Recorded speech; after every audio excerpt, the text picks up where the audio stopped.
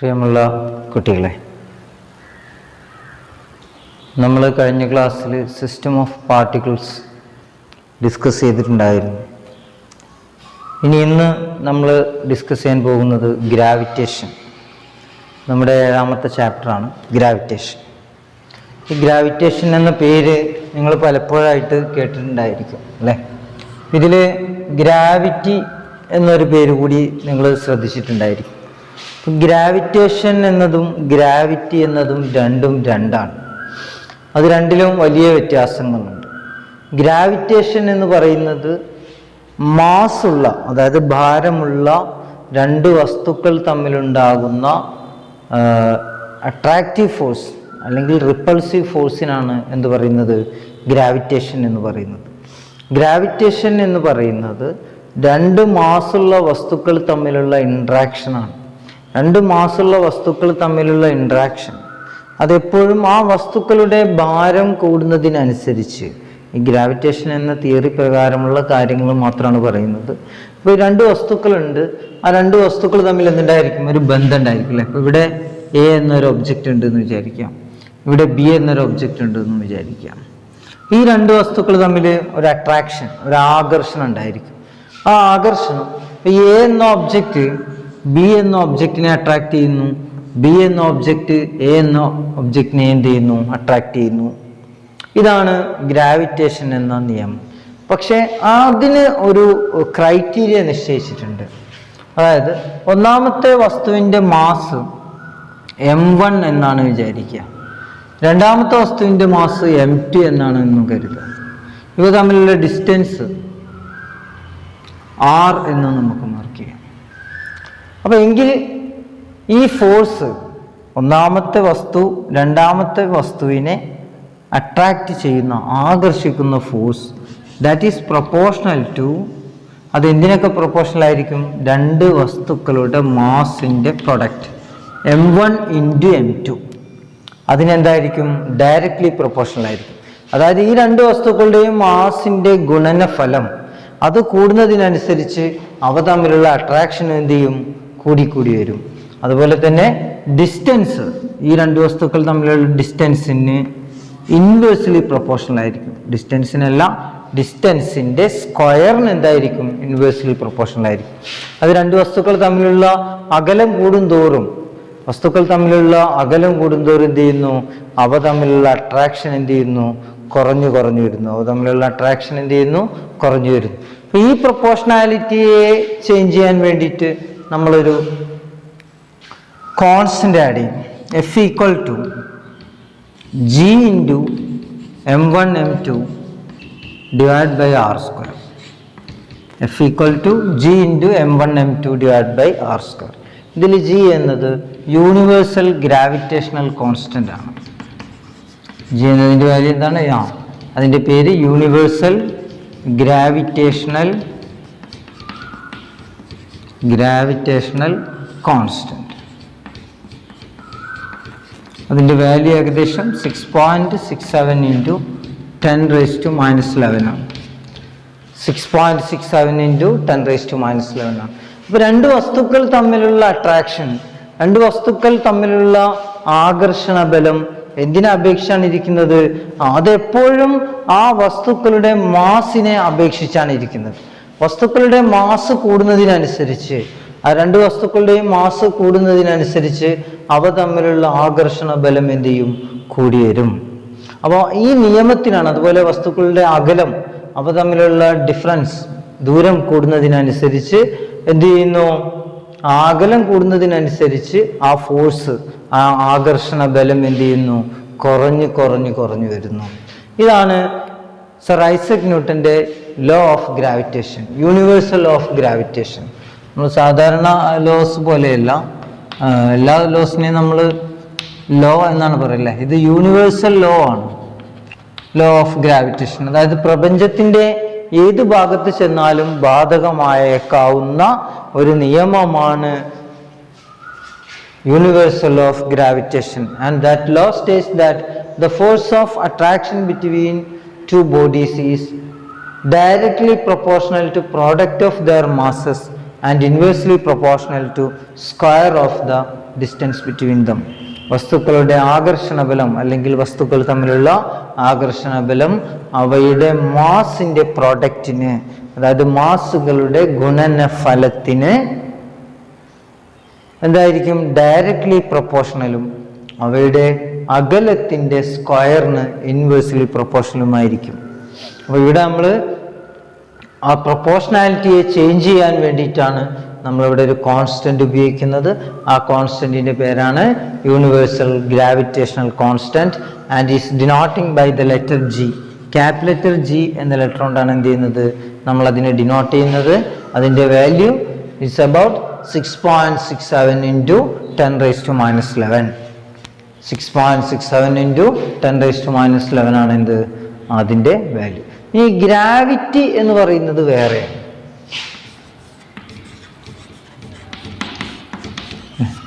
Gravity എന്ന് പറയുന്നത് pulling of earth ആണ്. അതായത് ഭൂമി എന്ത് ചെയ്യുന്നു? വസ്തുക്കളെ അതിൻ്റെ സെന്ററിലേക്ക് അട്രാക്ട് ചെയ്യുന്നു എന്നുള്ളതാണ് നിയമം. ഗ്രാവിറ്റിയുമായിട്ട് ബന്ധപ്പെട്ട് ഒരുപാട് പാഠഭേദങ്ങളുണ്ട്. ഇപ്പോൾ ടെക്സ്റ്റലി അവൈലബിൾ ആയിട്ടുള്ള അല്ലെങ്കിൽ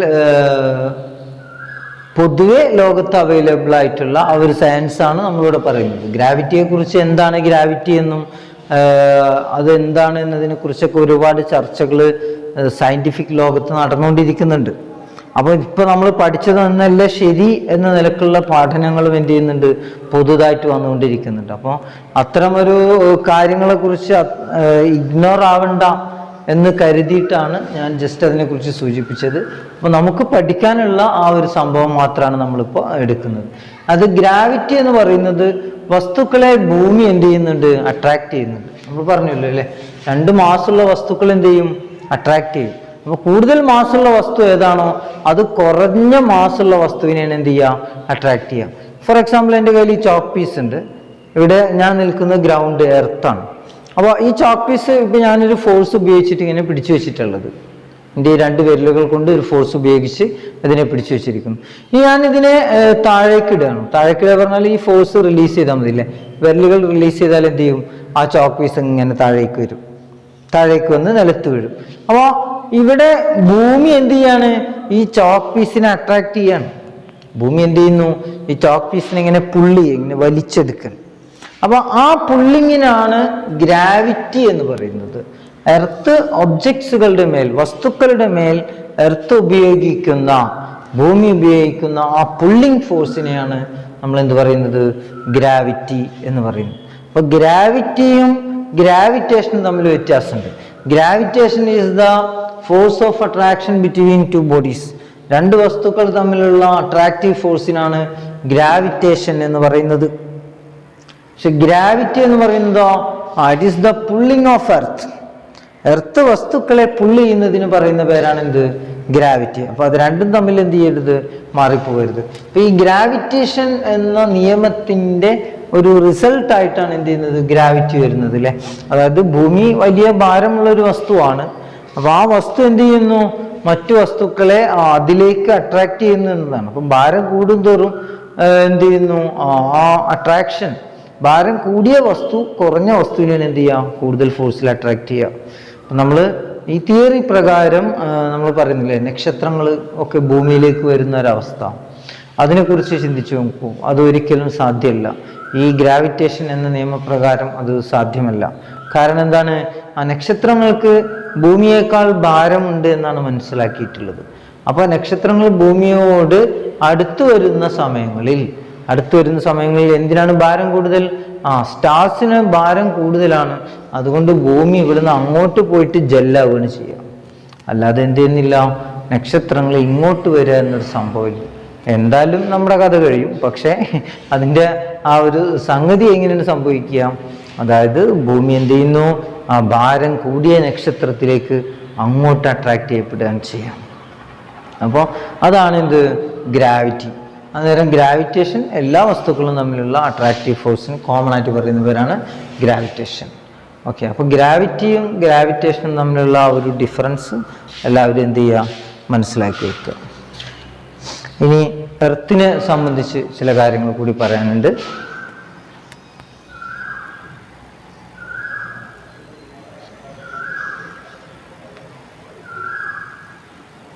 എർത്തിനെ സംബന്ധിച്ച് പറയുമ്പോൾ ഒന്നാമതായിട്ട് പറയാനുള്ളത് എർത്തിൻ്റെ ഷേപ്പിനെ കുറിച്ച് തന്നെയാണ്. എർത്തിൻ്റെ ഷേപ്പിനെ കുറിച്ച് പലതരം പാഠഭേദങ്ങളുണ്ട്. നമുക്കറിയാലോ എർത്ത് ഒരു സ്ഫിയറാണ്. നമ്മൾ ആദ്യകാലങ്ങളിൽ നമ്മൾ വിശ്വസിച്ചിരുന്നത് എർത്ത് ഇങ്ങനെ പരന്നിട്ടാണ്. അത് എന്താണ് അതിൻ്റെ അടിസ്ഥാനം? നമ്മൾ അങ്ങനെ ചിന്തിച്ചതിൻ്റെ അടിസ്ഥാനം എന്താണ് എന്നതിനെ കുറിച്ച് എപ്പോഴും ആലോചിച്ചിട്ടുണ്ടോ? ഭൂമി പരന്നിട്ടാണ് എന്നാണ് ഒരു കാലത്ത് ജനങ്ങൾ വിശ്വസിച്ചിരുന്നത്. അതിൻ്റെ കാരണം എന്തായിരുന്നു? അത് അവരുടെ കോമൺ സെൻസ് ആണ്. അതെ, മനുഷ്യന് ഏറ്റവും പവർഫുൾ ആയിട്ടുള്ള കുറച്ച് സംഗതികളിലൊന്നാണ് എന്താണ്? ഒന്ന് അവൻ്റെ തന്നെ ഒരു കോമൺ സെൻസ് ആണ്. അപ്പോൾ ആ കോമൺ സെൻസ് ഉപയോഗിച്ച് നോക്കുമ്പോൾ ഭൂമി എന്താണ്? പരന്നിട്ടാണുള്ളത്. അപ്പോൾ ഭൂമി ഇപ്പോഴും പരന്നിട്ട് തന്നെയാണുള്ളത് എന്ന പഠനങ്ങൾ എടുക്കുന്നുണ്ട്. പക്ഷെ കോപ്പർനിക്കസ്, ഗലീലിയോ മുതലുള്ള ഗലീലിയോ, ന്യൂട്ടൺ തുടങ്ങിയ ആ ഒരു ശാസ്ത്രജ്ഞന്മാരുടെ നിരകൾ അവസാനിക്കുന്നതോടുകൂടെ കോപ്പർനിക്കസ് എന്ന സയൻറ്റിസ്റ്റ് വന്നിട്ട് ഭൂമിയും സൂര്യനും എല്ലാം കിടന്ന് തിരിയുകയാണ് എന്ന ഒരു തിയറി അവതരിപ്പിക്കുകയും പിന്നീട് ആ ഒരു തിയറിക്ക് ലോകത്തുണ്ടായ അംഗീകാരം, ആ അംഗീകാരം വെച്ചിട്ട് പിന്നെ അതിനെ മാനിപ്പുലേറ്റ് ചെയ്തിട്ടും അതിനെ ഡെവലപ്പ് ചെയ്തിട്ടൊക്കെ ഒരുപാട് തിയറികൾ ഇവിടെ ഉണ്ടാവുകയാണ് ചെയ്തത്. സത്യത്തിൽ ഇവിടെ ഉള്ളത് ഒരു ഫ്ലാറ്റ് എർത്താണ്. ശരിക്കും ഇതിൻ്റെ ഷേപ്പ് എന്താണ് എന്ന് പറയാൻ ഞാൻ എനിക്കും അത്ര അറിയില്ല. ഇതിൻ്റെ ഷേപ്പ് ടെക്സ്റ്റലി നമുക്ക് മനസ്സിലായിട്ടുള്ളത് ഇത് സ്ഫിയർ ആണ് എന്ന്. അതായത് 500 വർഷങ്ങൾക്ക് മുമ്പ് ഉള്ള എല്ലാ പഠനങ്ങളിലും എന്താണ്? ഭൂമി പരന്നിട്ടാണുള്ളത്. പിന്നീട് ഗലീലിയോ ചില എക്സ്പെരിമെന്റുകൾ നടത്തുന്നു. പിന്നെ അവിടുന്ന് അങ്ങോട്ട് എന്തായി? ഭൂമി എന്തായി മാറി? ഒരു ഗോളമായി മാറി. അതുവരെ പരന്ന ഭൂമി പിന്നീട് എന്തായി മാറി? ഒരു ഗോളമായി മാറി. അപ്പോൾ ഇതിനെ ഒരു ഗോളാകൃതിയിൽ പരിഗണിക്കുമ്പോൾ മനുഷ്യന്റെ കോമൺ സെൻസിന് നിരക്കാത്ത ചില കാര്യങ്ങൾ കൂടി അവിടെ ഉണ്ടായിരിക്കും. അതിലൊന്നാണ് വാട്ടർ ലെവൽ.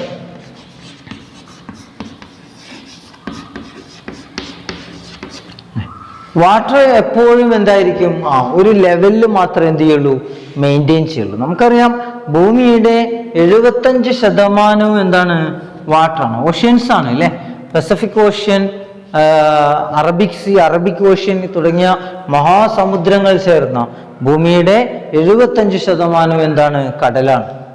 അപ്പോൾ ഇതിങ്ങനെ ഒരു ഗോളാകൃതിയിലാകുമ്പോൾ, ഭൂമി ഒരു ഗോളാകൃതിയിലാകുമ്പോൾ ഈ വാട്ടർ ലെവൽ എങ്ങനെ മെയിൻറ്റെയിൻ ചെയ്യുന്നു എന്നുള്ളതാണ്. അപ്പോൾ വാട്ടർ ഇതേപോലെ ഒരു സ്ഥലത്താണെങ്കിൽ അല്ലേ, വെള്ളം ഇങ്ങനെ ഇങ്ങോട്ട് പോവുക ചെയ്യുക. അത് നമ്മുടെ കോമൺ സെൻസ് അനുസരിച്ചാണ്. അപ്പോൾ വാട്ടർ ലെവല് അതായത് ഏകദേശം 1 കിലോമീറ്റർ അല്ലെങ്കിൽ ഒരു 10 കിലോമീറ്റർ സ്ട്രെയിറ്റ് പോയി കഴിഞ്ഞാൽ എത്ര കർവേച്ചർ വേണം? ഇപ്പോൾ ഇവിടുന്ന് ഒരു സ്ട്രെയിറ്റ് ലൈൻ വരയ്ക്കണം, ഇങ്ങനെ സ്ട്രെയിറ്റ് ലൈൻ. ഇതിപ്പോൾ 10 കിലോമീറ്ററിൻ്റെ ഒരു സ്ട്രെയിറ്റ് ലൈനാണ് ഈ വരയ്ക്കുന്നത്. അപ്പോൾ എത്ര കർവേച്ചർ വേണം ഗോളാവാനില്ലേ? ഈ വരതിണം ഇങ്ങനെ വളഞ്ഞ് വരും. അപ്പോൾ ഇത്ര കിലോമീറ്ററിൽ ഇത്ര കർവേച്ചർ, അങ്ങനെ ഒരു സംഭവമുണ്ട്. കർവേച്ചർ ഭൂമി ഏതൊരു വസ്തുവും ഒരു സ്ഫെറിക്കൽ ഷേപ്പ് മെയിൻറ്റെയിൻ ചെയ്യണമെന്നുണ്ടെങ്കിൽ അതിങ്ങനെ വളഞ്ഞു വരണം. ഓക്കെ, അതിനാണ് നമ്മൾ എന്ത് പറയുന്നത്? കർവേച്ചർ എന്ന് പറയുന്നത്. അപ്പോൾ ഇത്ര 10 കിലോമീറ്ററിൽ ഇത്ര കർവേച്ചർ വേണം എന്നാണ് പറയുക. പക്ഷെ അങ്ങനെ ആ കർവേച്ചർ ഉണ്ടെങ്കിൽ മാത്രമേ അതൊരു സ്ഫിയർ ആവുള്ളൂ. നിങ്ങൾ മാത്സ് പഠിക്കുന്ന കുട്ടികളല്ലേ, നിങ്ങൾക്കത് ആ കർവേച്ചറിന്റെ സംഗതി നിങ്ങൾക്ക് മനസ്സിലായിട്ടുണ്ടാവും എന്നാണ് വിചാരിക്കുന്നത്. അതായത് ഒരു വസ്തു വളഞ്ഞു വരണം എന്നുണ്ടെങ്കിൽ ഇങ്ങനെ വളഞ്ഞു വന്നാലാണല്ലോ അതൊരു സ്ഫിയർ ആവുക. അപ്പോൾ ഓരോ ഇത്ര സെന്റിമീറ്ററിലും, ഇത് ചെറിയൊരു ഗോളാണ്, അപ്പോൾ ഇത്ര സെന്റിമീറ്ററിൽ ഇത്ര കർവേച്ചർ ഇങ്ങനെ ഇങ്ങനെ വളഞ്ഞു വളഞ്ഞു വരും. അപ്പോൾ ആ ഒരു ലെവൽ വെച്ച് നോക്കുമ്പോൾ ഭൂമി എന്താണ്? പരന്നിട്ടാണുള്ളത്. ഭൂമിയുടെ ചുറ്റുഭാഗം അന്റാർട്ടിക്ക എന്ന ഒരു ഐസ് വാൾ, ഒരു ഐസ് കൊണ്ടുണ്ടാക്കിയ ഒരു ചുമര്, ഇതൊരു ഡിസ്ക് പോലെയാണ് എന്ത് ചെയ്യുന്നത്? മനസ്സിലായിട്ടുള്ളത്. അത് ഫ്ലാറ്റ് എർത്ത്, പരന്ന ഭൂമി, ഫ്ലാറ്റ് എർത്ത് തിയറികൾ ലോകത്ത് വളരെയധികം പ്രാധാന്യം കിട്ടിക്കൊണ്ടിരിക്കുന്ന ഒരു കാലഘട്ടം കൂടിയാണ്. പക്ഷെ നമ്മൾ പഠിക്കുന്നത് സ്ഫെരിക്കൽ എർത്തിനെ കുറിച്ചാണ്. എന്ത് ചെയ്യുന്നത്? ആ ഗോളാകൃതിയിലുള്ള എർത്തും അതുമായി ബന്ധപ്പെട്ട കാര്യങ്ങളാണ് എന്ത് ചെയ്യുന്നത്? നമ്മളിവിടെ പഠിച്ചുകൊണ്ടിരിക്കുന്നത്. അപ്പോൾ ആ 2 വ്യത്യാസങ്ങൾ എന്ത് ചെയ്യണം? നമ്മൾ മനസ്സിലാക്കേണ്ടതുണ്ട്. അപ്പോൾ ഭൂമി ഏകദേശം 110ഓളം മൂലകങ്ങൾ, എലമെന്റുകളിലെ oxygen, carbon, hydrogen, nitrogen, lithium, boron, gold, copper, nickel, iron അല്ലെ, aluminium, boron, silicon, boron, silicon, അതേപോലെയുള്ള സെമി കണ്ടക്ടേഴ്സ്, പിന്നെ metals, gold, mercury, copper, tin, lead, അതേപോലെയുള്ള കണ്ടക്ടേഴ്സ്, പിന്നെ ഇൻസുലേറ്റേഴ്സ് ആയിട്ടുള്ളത്, പിന്നെ എന്താണ് വാതക രൂപത്തിലുള്ള ഗ്യാസ് രൂപത്തിലുള്ള ഓക്സിജൻ, ഹൈഡ്രജൻ, നൈട്രജൻ, ഹീലിയം, അതേപോലെയുള്ള ഇങ്ങനെ ഏകദേശം ഒരു 110 മൂലകങ്ങൾ, എലമെന്റുകൾ ചേർന്നിട്ടാണ് ഈ ഭൂമി എന്തായിട്ടുള്ളത് ഉണ്ടായിട്ടുള്ളത്. ഇതിൽ തന്നെ ഹൈഡ്രജൻ, നൈട്രജൻ, ഓക്സിജൻ, കാർബൺ അതൊക്കെ എന്താണ് വളരെ ബേസിക് ആയിട്ടുള്ള എലമെന്റ്സ് കൂടിയാണ്. ഇതൊക്കെ കൂടിച്ചേർന്ന് മറ്റു പല സംയുക്തങ്ങൾ, കോമ്പൗണ്ടുകൾ ക്രിയേറ്റ് ചെയ്യും. ഹൈഡ്രജനും ഓക്സിജനും കൂടി ചേർന്ന് എന്തുണ്ടാകുന്നു? ആ വാട്ടർ, ഭൂമിയുടെ വലിയൊരു ഭാഗം മെയിൻറ്റെയിൻ ആകുന്ന വാട്ടർ ഹൈഡ്രജനും ഓക്സിജനും ചേർന്നുണ്ടാകുന്നു. അതേപോലെ കാൽസ്യം അല്ലേ, കാൽസ്യം ഉണ്ടാകുന്നു. നമ്മുടെ ശരീരത്തിലെ എല്ലുകൾ തുടങ്ങിയ വസ്തുക്കളൊക്കെ ഉണ്ടാക്കിയിട്ടുള്ളത് കാൽസ്യം കൊണ്ടാണ്. ഇങ്ങനെ കാർബൺ, നമ്മൾ ഭൂമിയിലുള്ള ഒരു 70% വസ്തുക്കൾ എന്താണ്? കാർബൺ സംയുക്തങ്ങളാണ്. നിങ്ങൾ ഓർഗാനിക് കെമിസ്ട്രി ഒക്കെ പഠിച്ചിട്ടുണ്ടാവും അല്ലേ? ഓർഗാനിക്കിൽ എല്ലാ വസ്തുക്കളും ഓർഗാനിക്കാണ്. എല്ലാ വസ്തുക്കളിലും എന്തുണ്ട്? കാർബണും ഹൈഡ്രജനും ഒരു പ്രത്യേക രീതിയിൽ ജോയിൻ ചെയ്ത് വരുമ്പോൾ എന്താകുന്നു? പല പല വസ്തുക്കളായിട്ട് മാറുന്നു. അപ്പോൾ അത് നമുക്കറിയാം ഓർഗാനിക് കെമിസ്ട്രി. അപ്പോൾ ഇതേപോലെ ഒരുപാട് എലമെന്റുകൾ ചേർന്നിട്ടാണ് എന്തുണ്ടായിട്ടുള്ളത്? ഭൂമി ഉണ്ടായിട്ടുള്ളത്. അപ്പോൾ അതുപോലെ തന്നെ എർത്തിൻ്റെ ഒരു റേഡിയസ്, ഈ എർത്ത് ഈസ് സ്ഫെരിക്കൽ, ഇത് സ്ഫെരിക്കൽ ആണെങ്കിൽ അത് തീർച്ചയായും അങ്ങനെ തന്നെ പറയേണ്ടതാണ്. അതുകൊണ്ടാണ് അങ്ങനെ പറയുന്നത്. നിങ്ങളത് മനസ്സിലാക്കണം. അപ്പോൾ നമ്മളത് ഇനി പറയില്ല. അപ്പോൾ നിങ്ങളത് മനസ്സിലാക്കിയ 2 തരം എർത്തിനെ സംബന്ധിച്ച് വളരെ പ്രധാനപ്പെട്ട 2 തിയറി ഉണ്ട്. ഒന്ന് എർത്ത് സ്ഫിയർ ആണ് എന്ന ഒരു തിയറി ഉണ്ട്. പിന്നെ രണ്ടാമത് എന്താണ്? എർത്ത് ഫ്ലാറ്റ് ആണ്, പരന്നിട്ടാണ് എന്നുള്ള 2 തിയറികളുണ്ട്. അപ്പം ഇതിൽ എർത്ത് സ്ഫിയർ ആണ്, എർത്തിൻ്റെ ഷേപ്പ് സ്ഫെരിക്കൽ ഷേപ്പാണ് എന്നതിനെ അടിസ്ഥാനപ്പെടുത്തിയിട്ടാണ് നമ്മളിപ്പോൾ ഈ ചാപ്റ്റർ എന്ത് ചെയ്യുന്നത്? മുന്നോട്ട് കൊണ്ടുപോകുന്നത്. ഓക്കെ. അപ്പോൾ എർത്തിൻ്റെ റേഡിയസ് ഏകദേശം 6400 കിലോമീറ്ററാണ്. എർത്തിൻ്റെ സെൻറ്ററിലേക്ക് വന്നു കഴിഞ്ഞാൽ ഏകദേശം 6400 കിലോമീറ്ററാണ് എന്ത്? എർത്തിൻ്റെ റേഡിയസ് ഉള്ളത്. ഓക്കെ. പിന്നെ എന്താ ഉള്ളത്? പിന്നെ സാധാരണ പോലെ തന്നെ ഇതിൻ്റെ ഈ പെരിമീറ്റർ അല്ലേ, സർക്കംഫറൻസസ്, ഇതിനെ സ്ഫിയറായിട്ട്, അതുപോലെ ഇതിൻ്റെ സർഫസ് ഏരിയ ഉണ്ട്. പിന്നെ ഇതിൻ്റെ ഡെൻസിറ്റി ഉണ്ട്. എർത്തിനെ സംബന്ധിച്ച് പ്രധാനപ്പെട്ട ഒന്നാണ് എന്ത്? എർത്തിൻ്റെ ഡെൻസിറ്റി.